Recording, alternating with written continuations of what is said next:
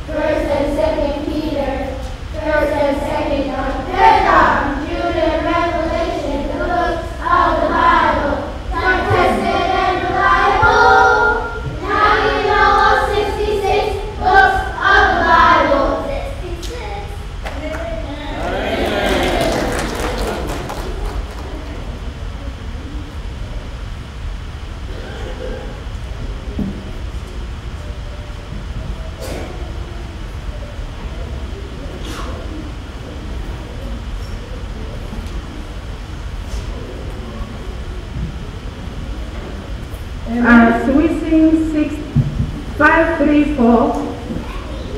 534. We call upon Amazing Grace Church Choir.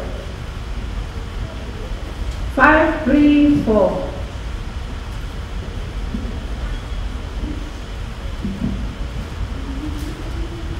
When you are hunger, open up we are hunger,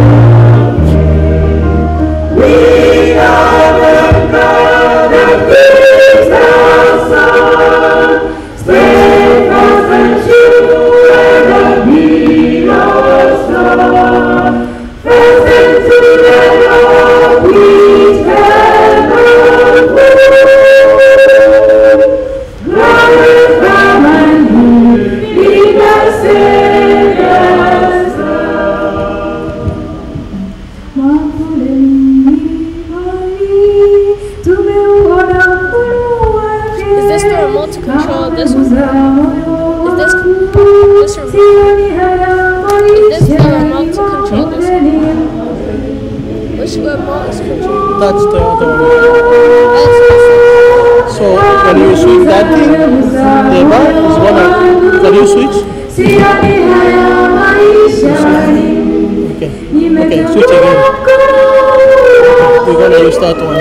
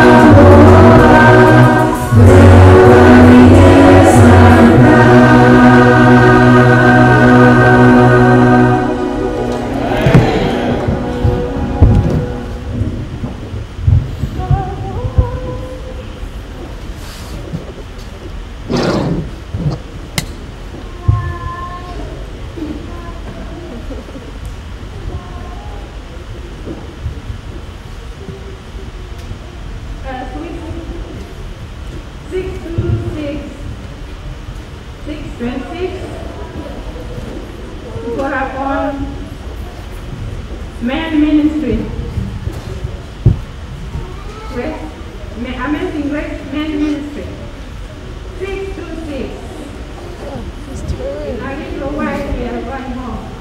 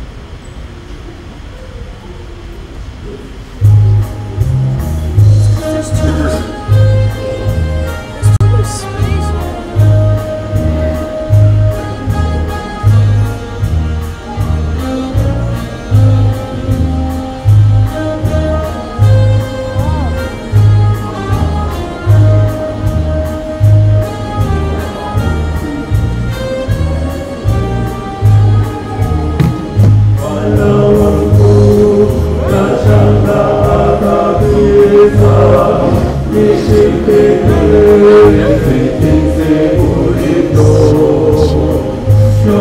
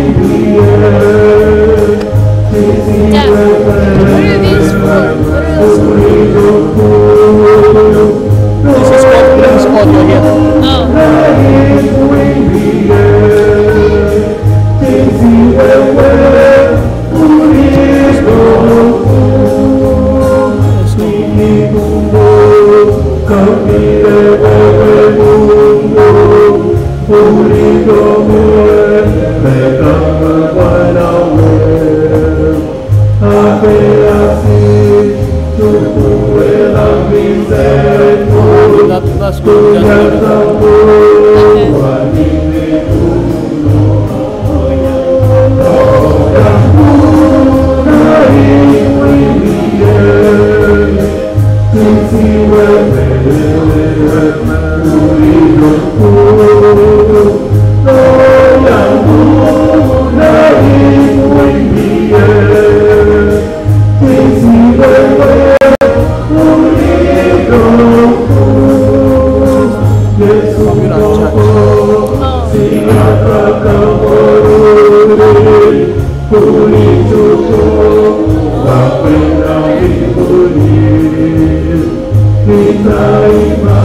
Wait, then who's at church? Is Alpha? Is Alpha at church?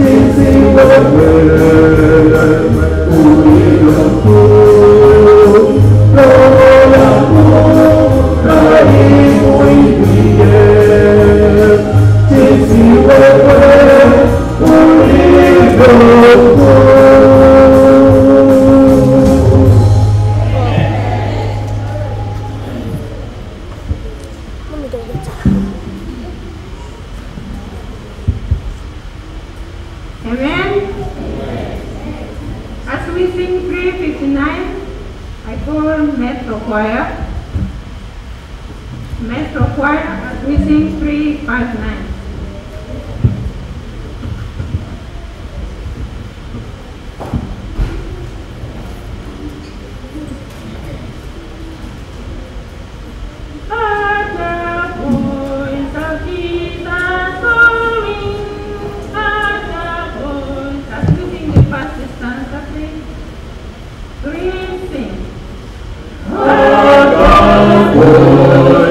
Jesus calling.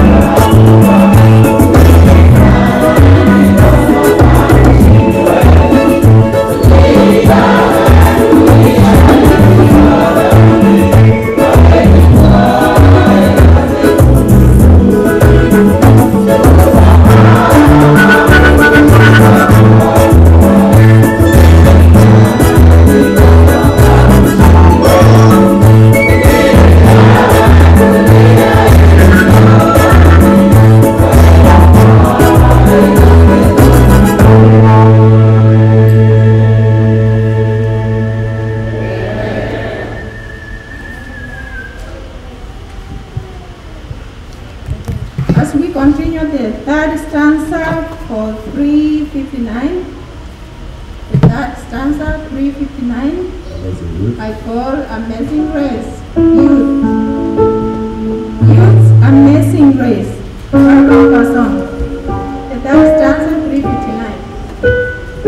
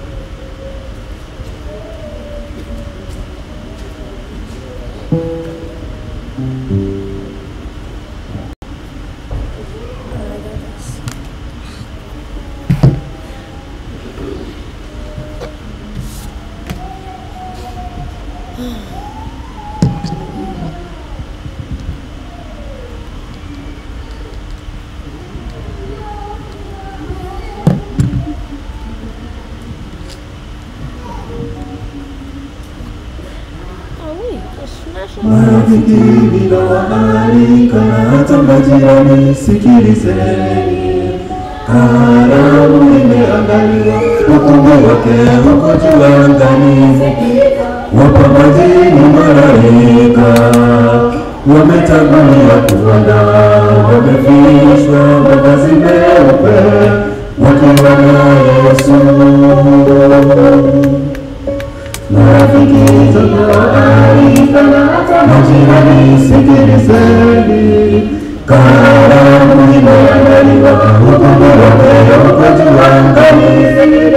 Wapangaji ni malaika, wametangulia kuona, wamevikwa mavazi meupe wakiwa na Yesu. Kitupa juu mbinguni, tukizunguka kwenye meza ya fahari, tukiimba na Bwana Yesu. Marafiki majirani, tukutane, salamu zake Mungu afuatilisha, huzuni zetu zitakoma.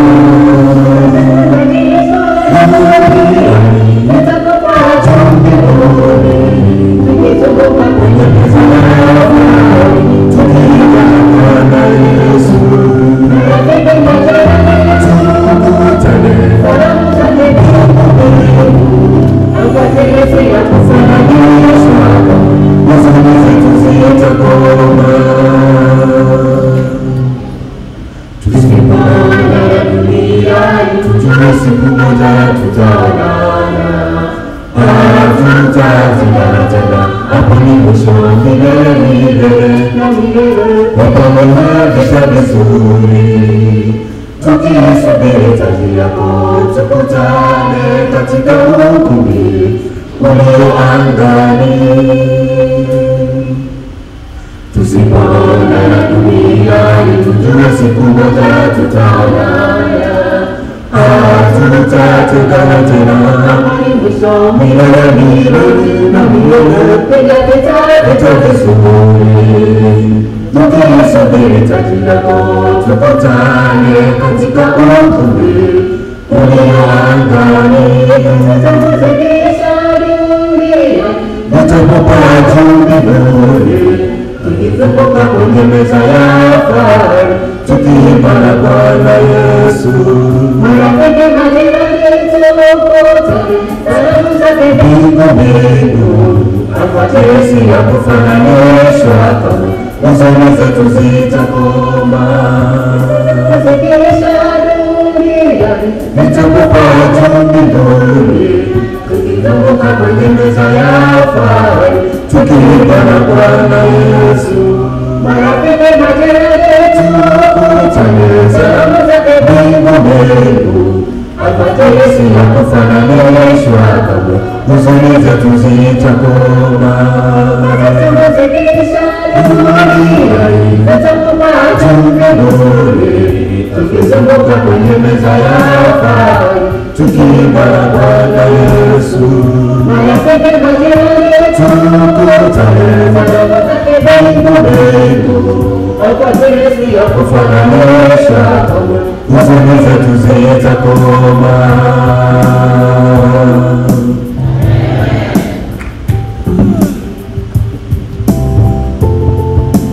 Amen. Our last song is 632 because of our time, but I call upon women ministry. Amazing Grace, women ministry, please come for a song as we sing 632. Please come on. 632. My heart can sing when I pause to remember. 632, 3, go. My heart can sing when I pause to remember.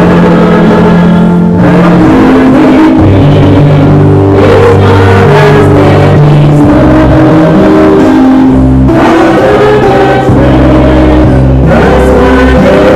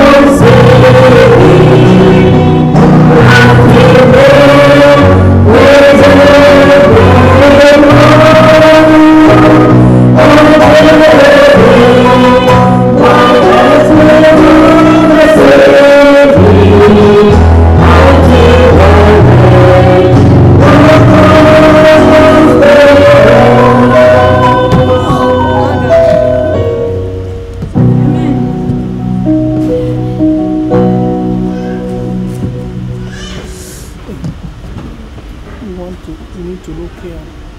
Is it too high? I don't know what these two are.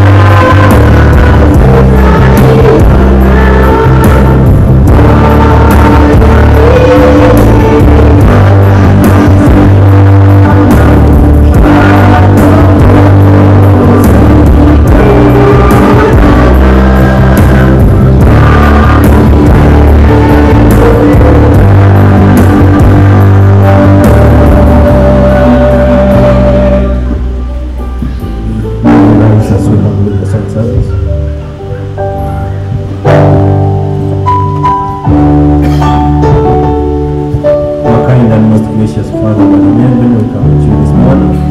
We thank you for your guidance through the song session, that you have allowed us to fellowship this morning. As we go to usher in the next program, we pray your Spirit guide us through until the end of the day. We pray this and trust in Jesus' name. Amen.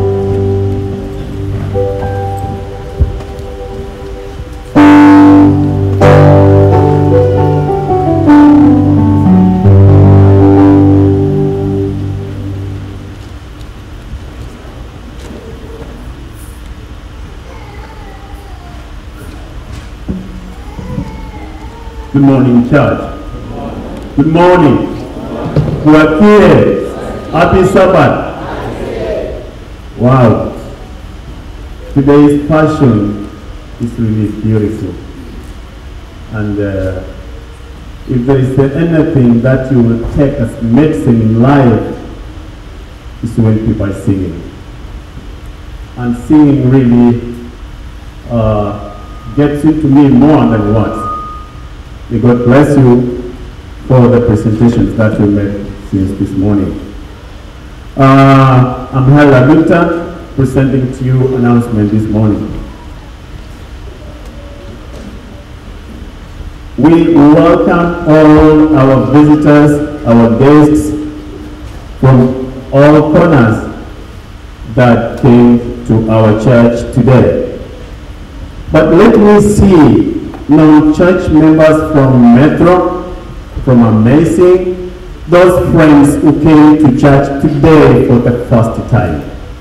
You are not a member of Metro, you are not a member of Amazing, but you decided to visit, to come and worship with us today. Can I see you by the show of hands, please? Is there anybody? Yeah, amen. We have friends back there. Can you stand up, my friend? Thank you. What can you say? Amen. Can you wave to the church? Thank you. You're most welcome and feel like you are between in your brothers. Then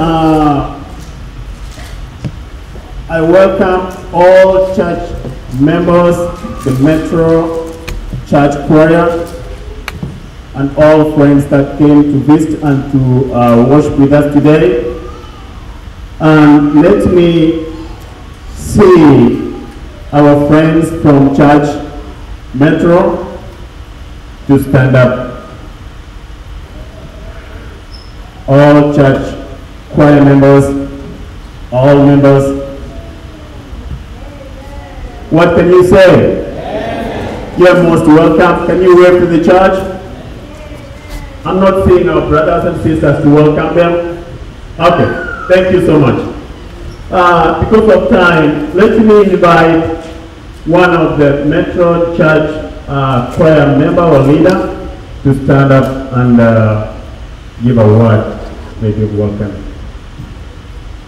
Metro Church choir leader. Mr. Interior? Okay, go ahead. Oh, come here.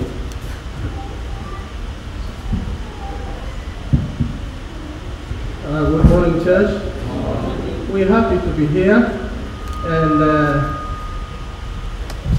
on behalf of the church choir and on behalf of our church, I want to welcome Elder Minor to pass our regards to the whole congregation. Elder Minor, please. Happy day. Happy Sabbath.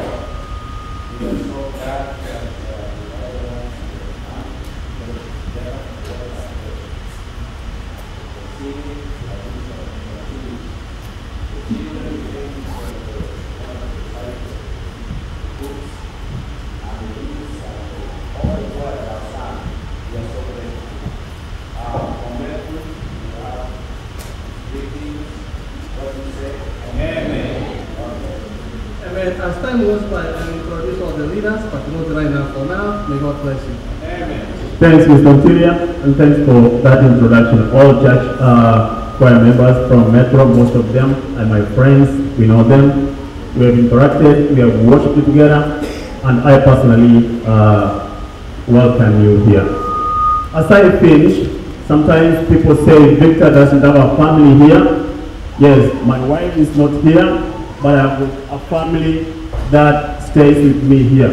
And today I'm going to show you my family members. I have my daughter here with the son-in-law, plus my grandchild, and then I have 2 daughters.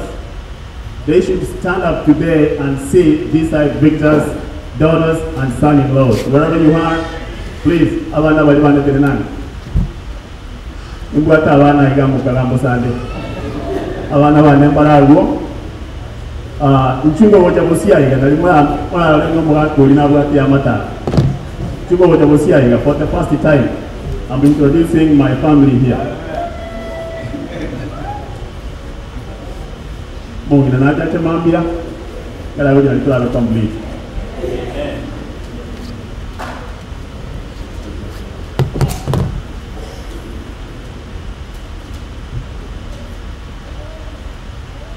Yeah, so we are waiting for one to come down.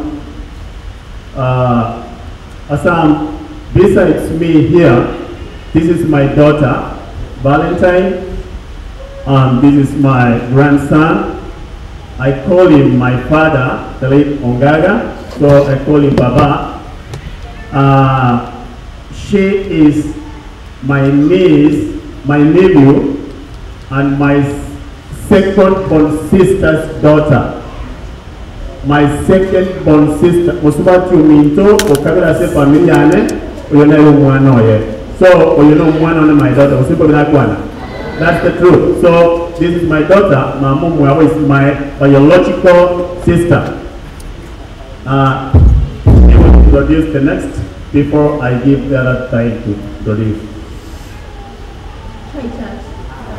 My name is Valentine, and beside me is my husband, Kelvin Aranda. And here is my son, with my grandpa. His name is Jason Ongaga. Hi, Church. Hi, Church. My name is Kelvin Aranda. This is my wife, and this is my uncle. Yeah.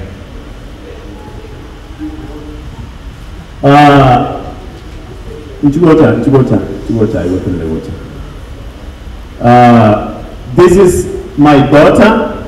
She is my eldest daughter, and my youngest daughter. She can say her name and introduce the rest before you finish. Ona babu ya tawagad bangali tukuana. Happy Sabbath. My name is Jacinta. Happy Sabbath. Happy Sabbath again. My name is Duke Mayore. This is my son Timon Mayore. That's my dad. For those who don't know, this is our family, and we thank God for that. Yes, when you see them as Mabuka family or Victor family. So when they're here and when I see them, I'm very happy with them. And all these young boys were born even after my dad passed on. So when I see them, my heart feels so happy.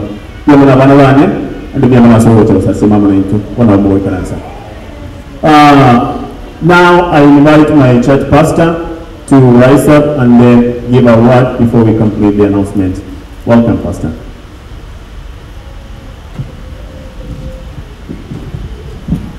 Happy Sabbath, everybody. Please allow me to ask Mama Esther. She's a pastor's wife, and you know it's my duty as a pastor to organize the pastoral family. So Mama Esther, please come here and say hi to people. This is Pastor Mwebi's wife. I call her my mother because I've married from the same place. Hi, church. Hi, everyone. We are more. God is good, and we are here. Okay. My name is Esther Mwebi. My husband is Pastor Eddie from Metro, but we are here. When I left home, he said hi to everyone. And I'm also very excited because when I was here, I saw Pastor Nyawansa and his wife, so I'm happy to see them, okay? Thank you so much. Thank you, Mama Esther. Let me associate my sentiments with those of others who have welcomed you here. Indeed, you are welcome in the Amazing Grace Church family. We are happy, more than happy to have you here. And what I've always seen is that whenever we invite you, you are obedient. You always come. We will come when invited, brother. Amen. Amen. This church, this is Tongan First Methodist Church. Out of their abundance of kindness, they allow us to worship here on Sabbaths from 9 o'clock to 5 p.m. They are nice people. We really pray for them, and we believe in this way they are also doing God's work. Amen? Thank you so much. Without much ado, I want to invite the choir leader to proceed from here. Brother Paul. It's Brother Paul Bichanga. This is Pastor Nyawansa's last born son.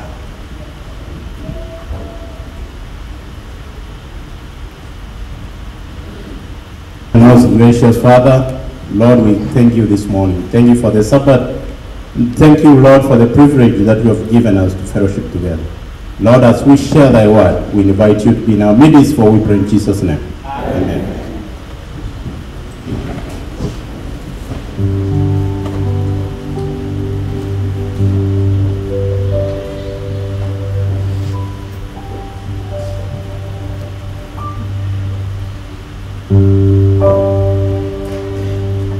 Good afternoon, Amazing Grace. Are we happy that we have visitors? Yes. Welcome. We have been waiting for this day, and you have honored us. We feel humbled. Metro SDA Church, feel at home. Welcome. Let me say one thing before I do the introduction here, that I'm really grateful for our brother Paul. Brother Paul is the choir master here. He does a lot of work for this church. And I know I left Mr. Ontiri at Metro SDA. He was still working for the Lord. So I really pray for these families. These guys devote their duties to make our hearts feel good when we run during the week, and we come and we console. The music is medicine to our hearts. Sometimes we go through many things during the week, and whatever you do, you two guys, God has prepared something for you. God is a just God. He says He will not let you go without rewarding you. So don't think you are doing work for nothing. Again, I want to tell you that we are one people, and we have one purpose. Briefly, to show you that we are one people, our madam, who was pastor, introduced her. When we were young, Pastor Mwebi used to preach at our place. We were young, and a person like Gladys Ravira got baptized. She was a little girl. I have my sister here. Sister, can you stand and wave? Judith was this size. She used to make noise in church. And people used to take her out, isn't it? But now she's grown up, and all of us are here. You see, we are one people. And when I left Metro the other day, we had a songbird. Is she still singing? Can you wave? Where is she? Oh, yeah. Let's wave. Then she really used to sing, and it was good soprano. And God is not, God gives. Even here, we also have a songbird, and that is Paul's wife. She is also doing an amazing job. So we really thank God for the many gifts that He has given us. And as we said, we have one purpose. All of us are going to heaven. Let us struggle every day. Let us cast aside all the sins and see that one day we shall meet in heaven where we shall not separate. We shall stay together. We shall be singing for the Lord. So my work is to introduce the ministers. Mr. Paul, say hi to the visitors.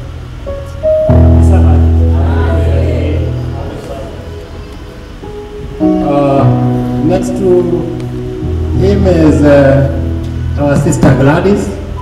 She's also the pastor's wife. I don't know whether I'm supposed to introduce pastor's wife because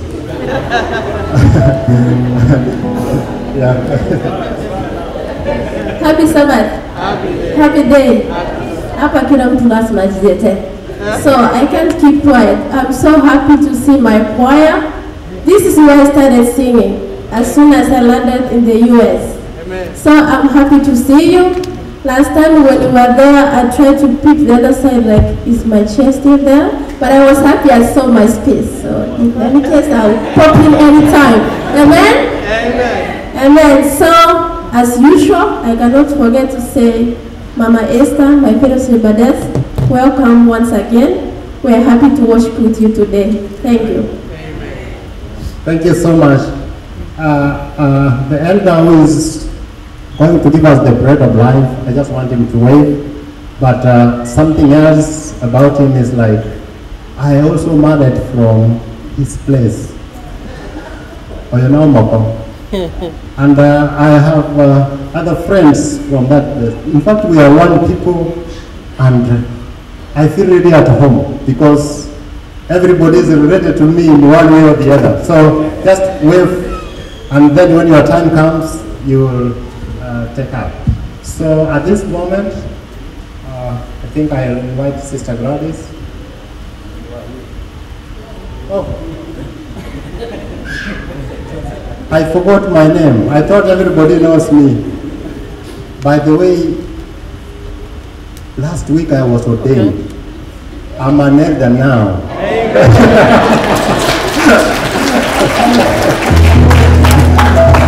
So, if you forget, elder is okay.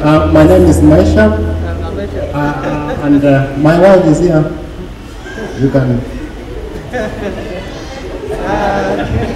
Thank you so much. I have my first elder might scold me when I'm Elder Kenyansa. Where is he? He's our first elder. Yes, and I'm his assistant. If you want to know more about Amazing Grace, don't disturb Pastor. If it becomes too hard, then we can go to Pastor to consult him. But he can deal with it, I can deal with it, I assist him. And then we have other elders. So don't disturb Pastor, just pass through us. Thank you so much.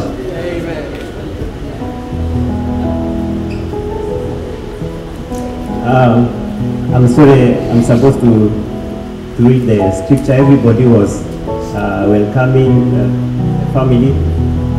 And when it came to my part, I knew the program has now started.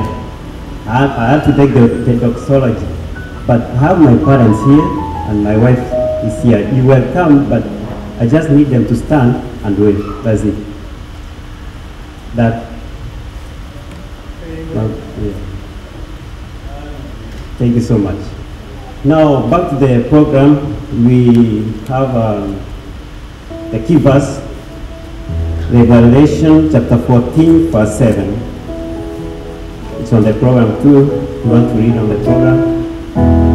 Revelation chapter 14, verse 7.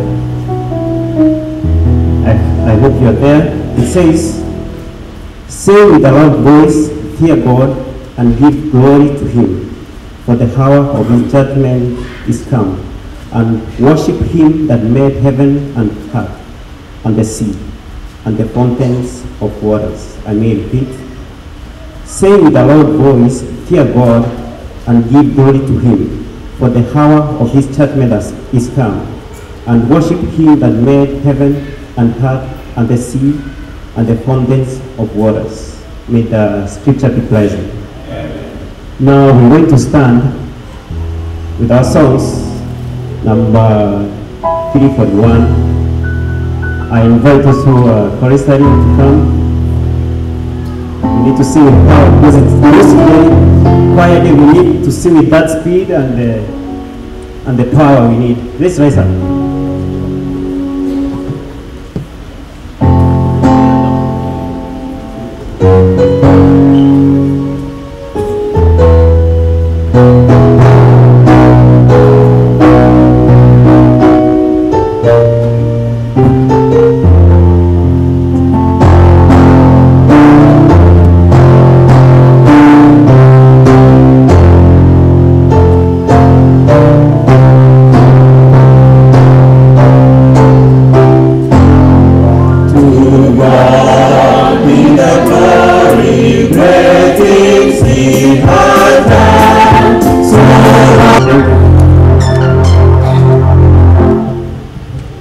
Let us pray. Thank you, loving Father. We come to this hour, Lord. We are grateful for the care that you have taken upon each one of us. You loved us and died for us on Calvary, Lord. That though we were so sinful, you still follow us, Lord. That you want us to be redeemed.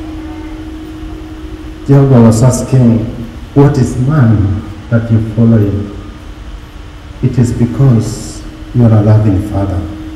You are the creator of the universe. You don't want any of us to get lost.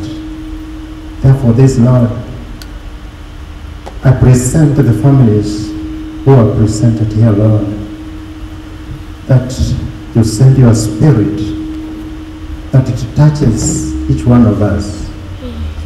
And as we hear your word, you breathe the Spirit, the fire of the Spirit, to burn every sin which is in us, anything which makes us fall, Lord.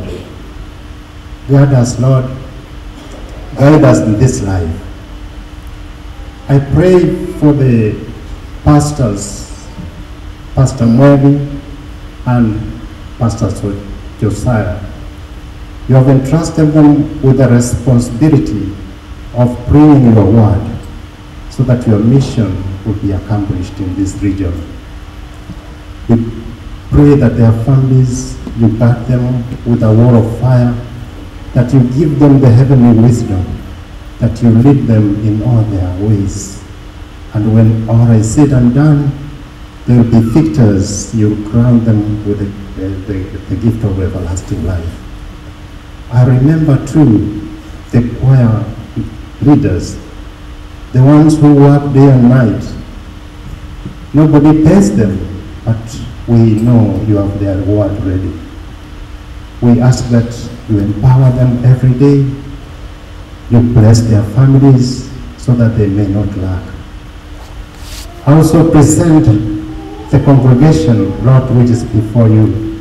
There are members who are sick. Others are unwell wherever they are, hungry. Others have lost their loved ones. I ask you, Lord, that your Spirit will descend and meet all your believers in their points of need. That you just satisfy them, that when they live in this life, they will know that their Father is with them and is by their side. You have given us children and families, children whom we don't know how to take care of. Lord, we present them to you. You guide them in your spirit, in your promptings, so that together we shall inherit the coming kingdom. I put the speak of the hour in your hand, Lord, that whatever word you have prepared for us, that you touch his lips and you present it the way you would do it. Please, our Lord, we humble ourselves before you. Do as you wish. This is our prayer in Jesus' name. Amen.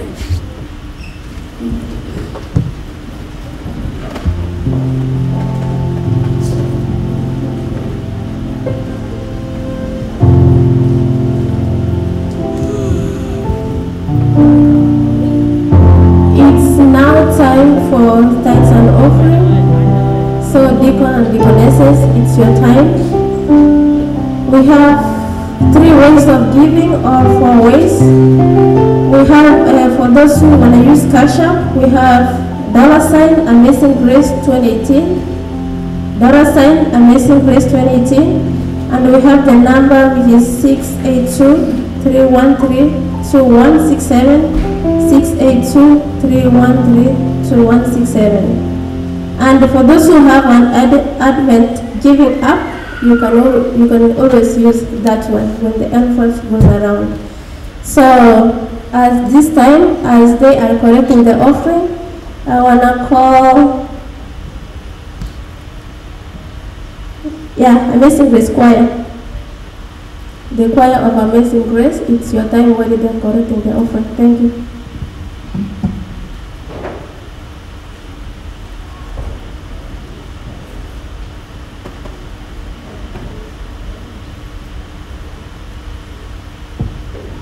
Kuna njia mbili, tutateua wenyewe. Sorry, as soon as we are done, Metro Church Choir will come in. Ya kwanza njia ya kwenda mbinguni, ya pili njia ya kwenda motoni, ya kwanza njia ya kwenda mbinguni, ya pili njia ya kwenda motoni. Chagua njia ya kwenda mbinguni kuliko njia ya kwenda motoni. Chagua njia ya kwenda mbinguni kuliko njia ya kwenda motoni.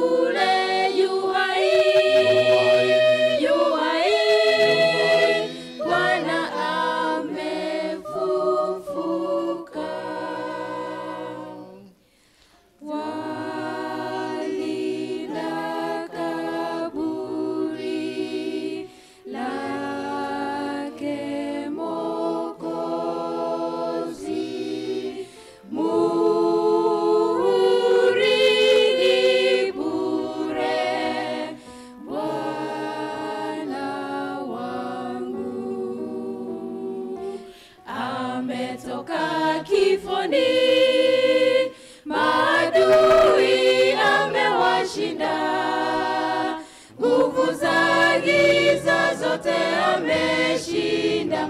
Sasa atawala na wateule, yu hai, Bwana amefufuka. Kifo kimeshindwa kwenye kaburi, amevunja pingu, Bwana wangu.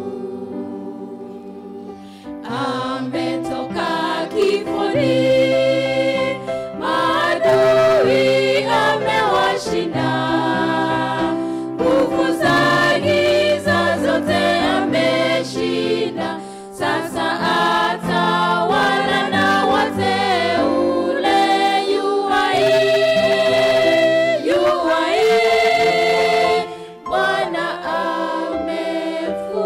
amefufuka. Ametoka kifoni, maadui amewashinda, nguvu za giza zote ameshinda. Sasa atawala na wateule, yu hai, Bwana amefufuka.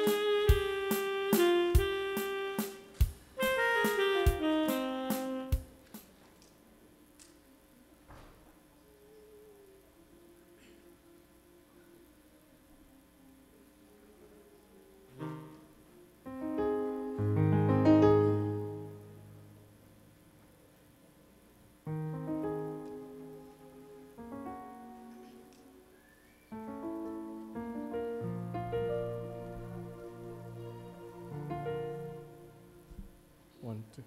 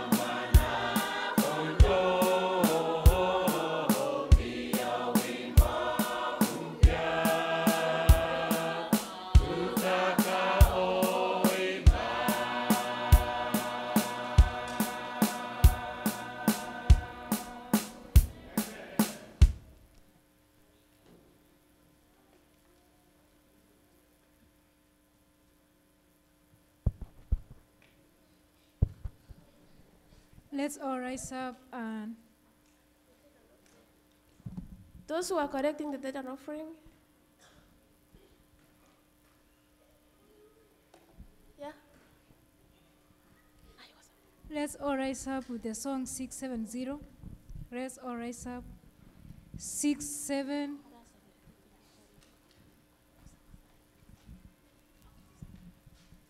Six, 7, 0. We give thee burden all. Let's all start together. We give thee burden all. Whatever the gift may be, all that we have is thine alone. Let's rise all out from thee.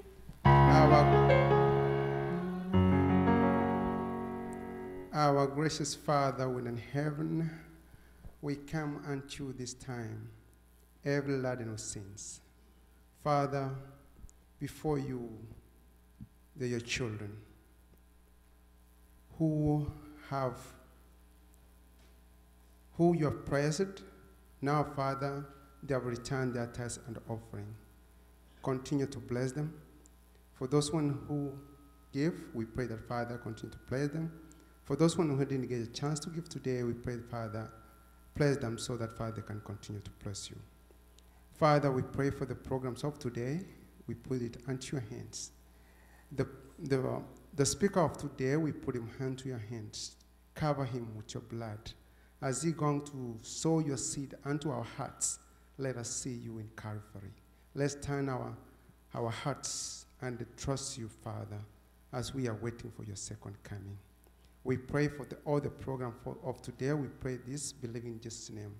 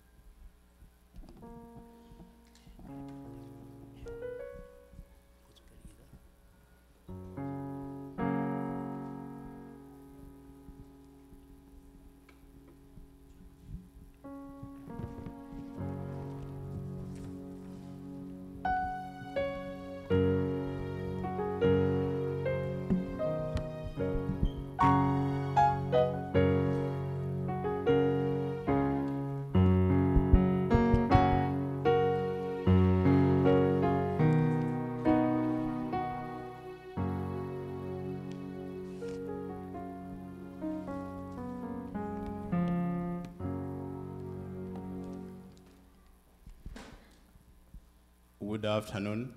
I think it is a 1:45. And we are here to sing. First and foremost, I think there are many who may not my name. Probably those who might have come from Kenya recently. So I want to take this time to introduce myself. My name is Richard Mochoberi. And I'm the only one who has that name Mochoberi in the whole world. Yeah. I have a family and children. And also, I'm glad to introduce them. So that the Amazing Grace members, you know that this is a married man. Yeah, my wife and children, they are here. I would like them to stand. Yeah.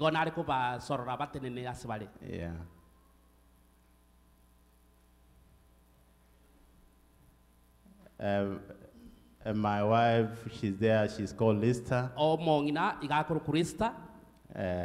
Maybe she can wave to the church.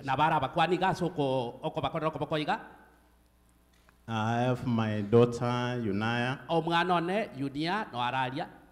Junior Guev, Junior bakodro ko iga. And I'm privileged to have the grandson. Boy igo nimbwato mochokoro. So I'm not young, as you can see. Igo tindio mokebu na mondo cheiga.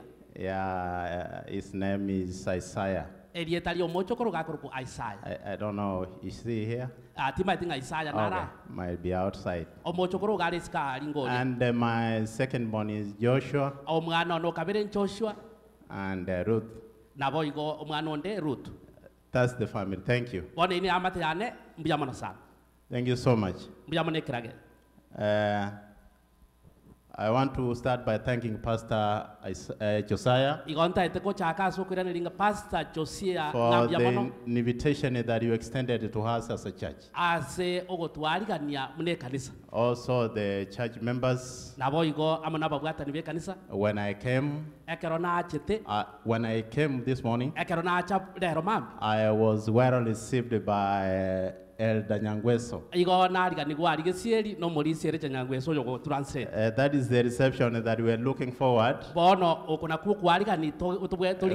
we shall enter to heaven, when the Lord shall say, well done, come and enter into the joy of the Lord. How precious will it be in that day? That is what we are all looking forward to. We thank God for that. I also want to thank Elder Nyangweso, who is my translator here.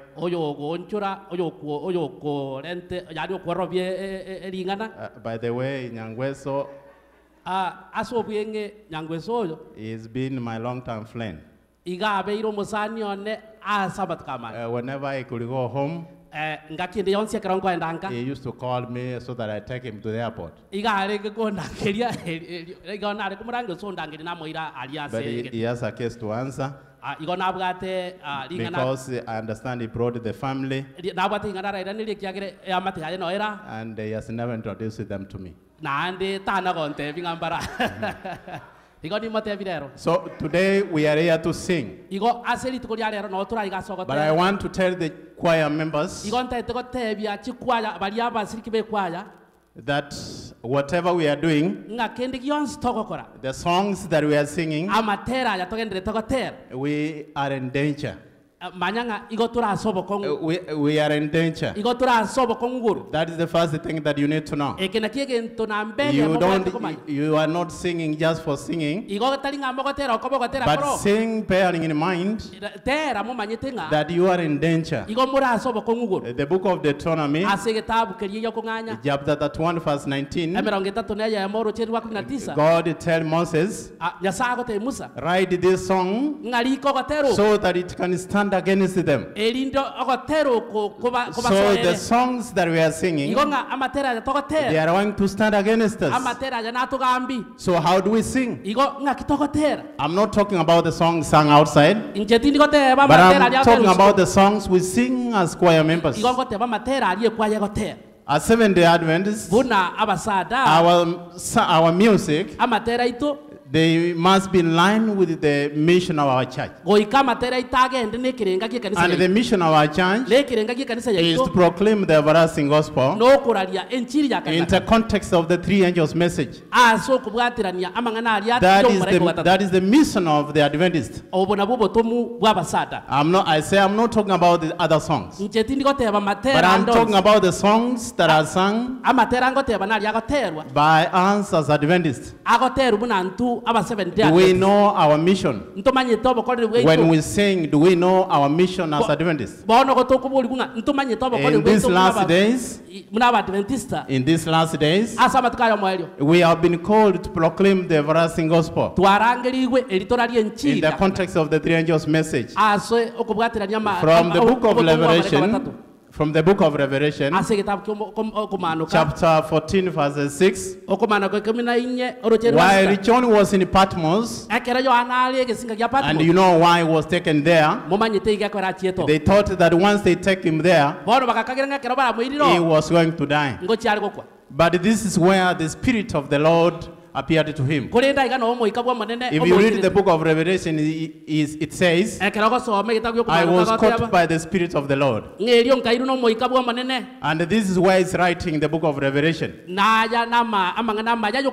the book of Revelation, chapter 14, verse 6, we start from there. Now John says, then I saw an angel in the midst of heaven, flying with an everlasting message, saying with a loud voice, fear God and give him glory, for the hour of his judgment has come. Now the message that the angel was carrying, it was an everlasting message. It was a divine message that needed to reach every nation. The message needed to reach every tribe, every tongue, and all people, because the hour of judgment has come. And this is a message that was supposed to be given to all humanity. Now, what is this message? The message, we have sung so many songs here. And the songs have touched the message of today's sermon. A message of Christ as a sacrificial lamb, who died to redeem us, who came from heaven, because there was nobody who could come and save humanity. He left his reputation in heaven, as the book of Philippians chapter 2 verses 5 downwards. He humbled himself and came down and became a servant up to the death on the cross to save humanity. It talks about the atoning death of Jesus Christ, that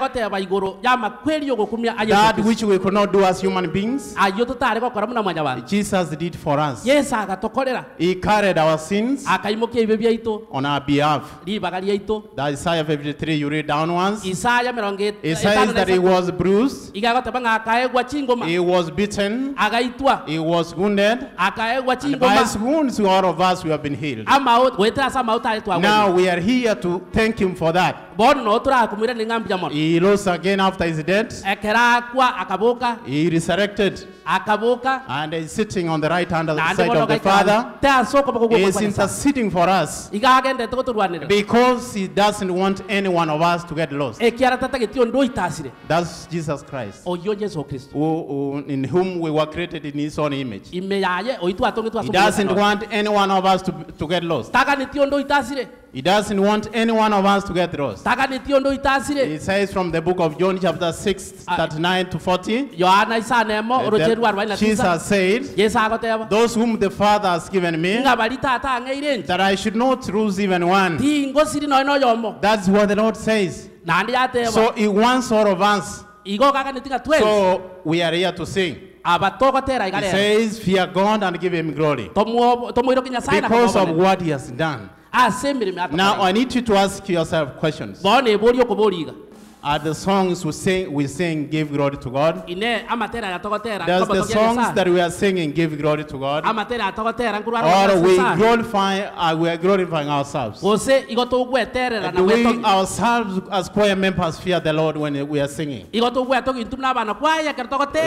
Timothy chapter 3 verse 5, it says, let us not hold to the outward appearance, let us not hold to the outward form of religion, and reject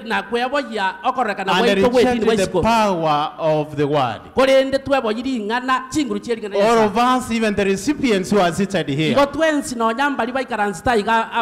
we are singing, you listen to the words, because there is power in the word of God. This is the word that can transform us. This is the word that can change our ways of life. This is the word that can lead us to Jesus. This is the one that can tell us where we are fallen, so that we can rise up. The Bible says the word of God in the book of Hebrews chapter 4 verse 12. that my word is active, is alive, is sharper than any double-edged sword. It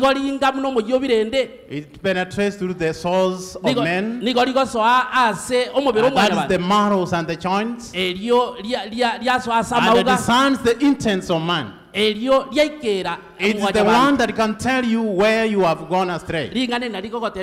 So there is power in the word of God. There is power in the word of God. You know, a choir is just like a plant. When there is a plant, we have those plants with fruits. Those plants that are supposed to produce fruits, if there are no fruits in those plants, then that plant is not a good plant. You better uproot it and throw it away. There is power in the word of God. So the fruit of the fruit of the choir, the fruit of the music, is the power of the word of God. Because the fruit you eat and you get satisfied, also the word of God we eat spiritually and we get satisfied. That's what we need. So we are here to feed from the songs. We are here to feed the word of God from the songs. From the book of Mark chapter 11 verses 13, when Jesus was walking with his disciples, he saw a fig tree. And this time, Jesus was hungry. He moved closer because he wanted something to eat. And this time, this plant, it had leaves. So Jesus expected that this plant, it must have fruits. When Jesus moved closer, unfortunately the plant did not have the fruit. In verses 20, it says that this plant was cursed. So the choirs, if there is no word in the choir, we stand to be condemned. We stand to be condemned. That's why I told you earlier that we are in danger. We are in danger. When we sing, let us know that what we sing is what we have. Because we want to attract many to the Lord. The recipients want to see you. When they listen to the songs, they don't see you as Monyenche. They see someone different. The book of Matthew chapter 5:16. It says, let your light so shine before men.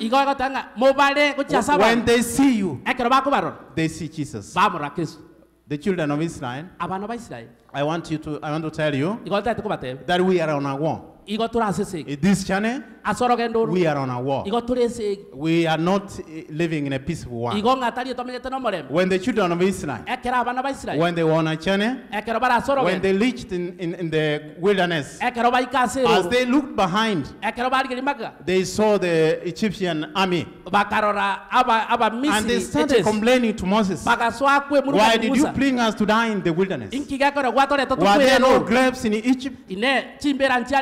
What are you doing now? Moses cried to the Lord.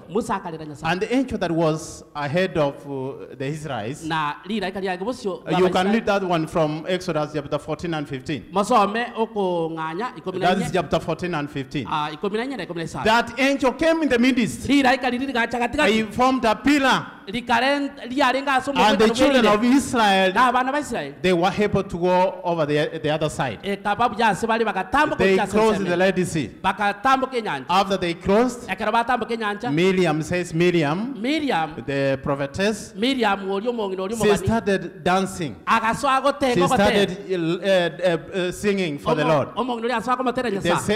The Bible says that they continued singing this song. They continued singing this song. They repeatedly continued singing because of the victory that the Lord provided unto them. When all we shall enter to heaven, do you know the victory that we shall sing? We shall sing our redemption story. And you know what? There is a song that says that the angels, they never felt the joy. Because they didn't know what our salvation has brought. So as we sing the redemption story, as we surround the heaven throne, the angels will fold their wings. They will fold their wings. Mama Esther, Mama Esther, you know, when I'm a teacher, I look everywhere. Mama Esther, I invite you, just a minute. Just come as I'm doing something. Now, church members, there is power in the word. We want this word, the word that we are singing, to transform you. The words of the songs that we are singing, all the songs that we are singing, to transform you. I want to give a small story. It was a real story. One day pastor was preaching. One of the pastor was preaching, and there was a lady who was seated, and this time the lady, the husband had wanted this lady not to come to church and listen to the word. He had wanted severally, but because the lady was moved with the word of God, she continued coming. Now what did the husband say? Today this lady is going to see. So he went and bought a sword. So he came and sat behind the church and waited for the church to end. And after the church almost ended, the pastor was preaching here, and the man was seated there. He was touched by the word. He was touched by the word. He stood up and moved forward. The man was very tall. When pastor was standing in the pulpit, when he saw him, he thought, this is someone I'm going to pray for. So the man moved forward. He was wearing a very big jacket. So pastor continued preaching. He continued preaching. The man moved forward. When he arrived next to pastor, he took out a sword. Do you know what happened? Pastor started sweating. I think if I were you, if I was the one, I think I could have looked for the door. But pastor continued preaching. But he started sweating because he thought that was the last day. Pastor said, Lord, in your hand I place my soul. Because he knew that was the last day. This man was touched by the word. The word of God has power. So the songs that we sing, let us know that we are singing the songs that has power. The songs that have power. And when we enter to heaven, when we start singing that song, our redemption story, as the angels fold their wings, that's what I'm looking forward to. What are you looking for? I want Madam to sing that song, just one chorus, one stanza, and the chorus. Let me open that song for you.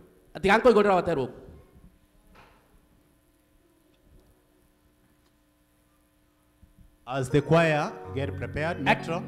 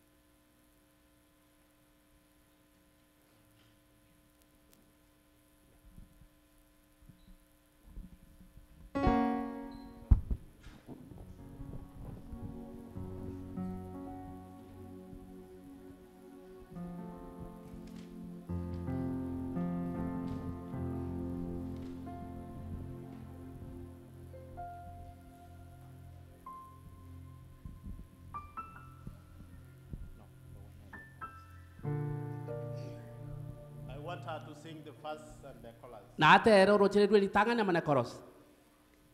They are singing up in heaven such as we have never known, where the angels sing the praises of the Lamb upon the throne. Their sweet harps are ever tuneful and their voices always clear. Oh, that we might be more like them when we serve the Master Him. Holy, holy is what the angels sing, and I expect to help them make the courts of heaven burn. But when I sing redemption story, they will fold their wings, for angels never felt the joys that our salvation brings. So although I'm not an angel yet, I know that over there I will join a blessed chorus that the angels cannot share. I will sing about my Savior who upon the Calvary free rebellion my transgression died to set a sinner free.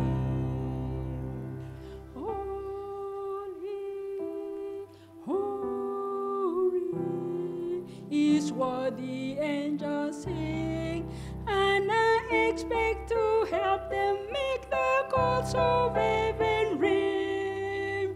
But when I sing redemption story, they will fold their wings, for angels never felt the joys that our salvation brings.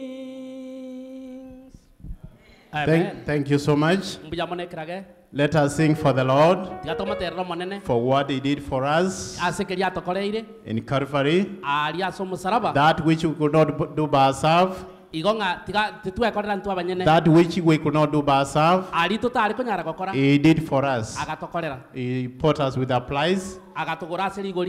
That is His precious blood. Not with anything that is corruptible, like silver and gold, but with His precious blood. Blood that has no blemish. A blood of the Lamb with no blemish. So we are inviting all of you to sing for the Lord. There is no time left. This is the time. That man I told you who moved forward, he told the pastor, you know, pastor, I was here to kill my wife. I was going to slaughter her today. But I've realized that there is another word that is sharper than the sword that I have. I thought I'm the one with the sword, but there is another sword. The word of God, that is power in the word. And that's what we are going to sing. We welcome you. All we give to God is glory. Let us give Him glory for what He has done for us. Thank you so much.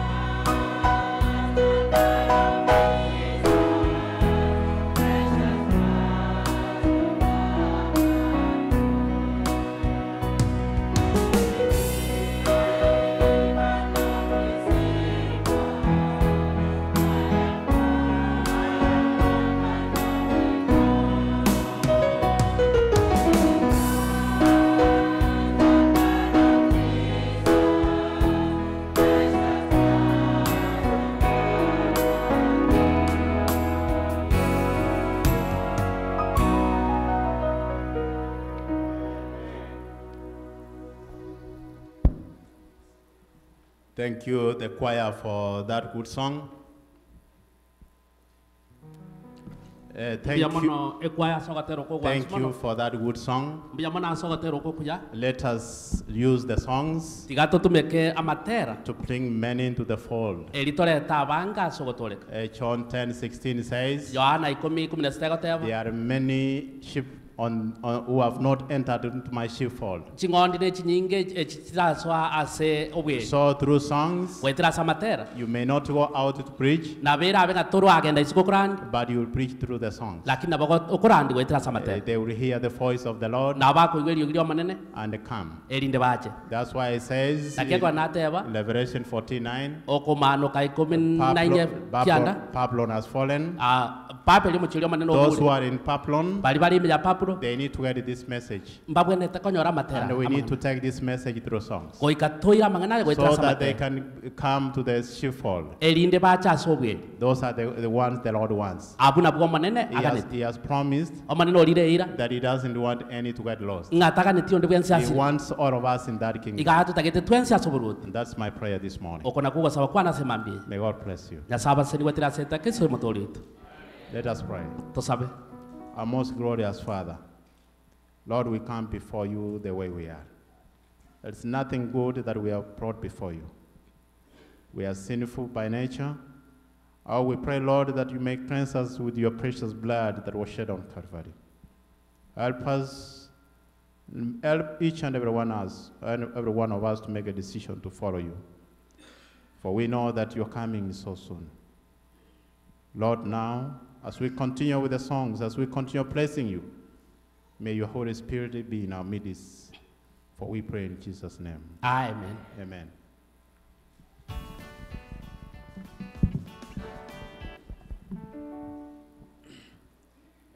We want to thank the Lord for the blessing of His word.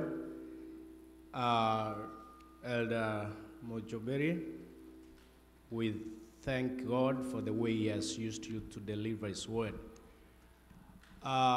Ladies and gentlemen, we have come to the end of our first session of worship. And just to update you on where we are in this program, I'm reminded of a book we used to read some times back. I believe you did also read it, by Nance Van Belt. We have just begun. A beautiful book about courtship and all that. And I want to encourage young people to go through that. We have just begun. So I want to borrow a leaf from that and say, in our program today, we have just done what? Begun. This is the beginning. Now, to that end, I want to invite Miss Magara, Sister Irene, come here, to give us some little guidance. And thereafter, we will be guided accordingly on what we are supposed to do. You can grab one of the microphones. Happy Sabbath. Oh, we can do better than that. Happy Sabbath. Happy day. So we thank you for visiting our church. I'm so happy to see most of my friends here. As we know, we're going to continue until evening. We have something prepared for us.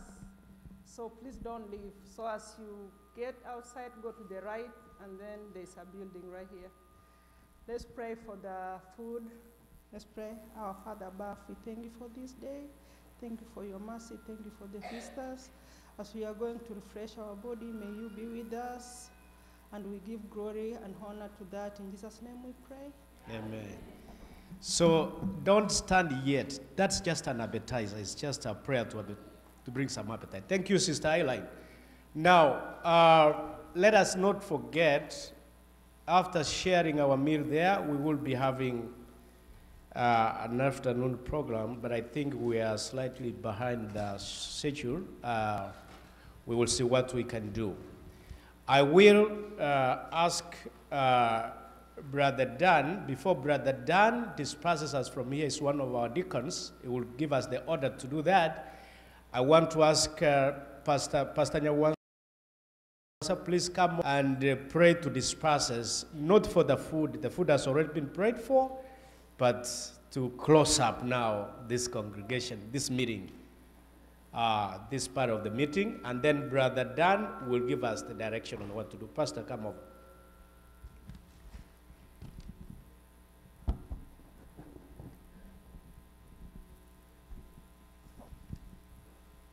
Tusabe mutori oitombi yamono ase ogotumia omusumba okorandia amang'ana amo amang'ana aria amaraika tatu gwatebete arandiwe ntomanyete ng'a bwango ngoika torenka naende oremeretie tubwancheti ondasire twensi toikere ogotoreka ekene chingaki chiaerire musangirikano obwonsi nanyubikira ase amaboko ago nomoiko ori Yesu gwatebete nabamo nainti goika omoeri bwense anyare koba ime yakere oyo omoito ariganikere oyo omoito ase oboruoti bwao soon, very soon, Jesus, you are coming. Tubwanchu ndasire tubikira ase amaboko ago n'emirubiri egenderete gochikoba omugaso twanyubikira ase amaboko ago orae emirubiri eyere buya natwigenire ekero turasikinga kiri kiatoereire pi nakwarentire abaminta aya abaiga ase ense ya Amerika kwabasesenirie naende bano basesenia ase ekeu kia omoiko omochenu otaburekera oyo omo obo ekero tore ase ense eye tonachekina twibikire ase amaboko ago okora okwani kwao sekero oyo omoito nechiamate kiito noo mbari bataria ugarenta ase ense ya Amerika ende torandie enchiri eye ekere kene tutararandie enchiri eye naende bwango Yesu aye nawe omate karureiro nie oburuti bwa ase obosi bwense namabira soon kuchigosie kware abatore nyomba atwensi ntosiekere rusiko tubasabira oturaye twibikira ase amaboko ago okwani kwao gokoreke tubasabira ase erieta ria Yesu yorongori oito. Amen. Thank you, Pastor. Brother Dan. Good afternoon, church.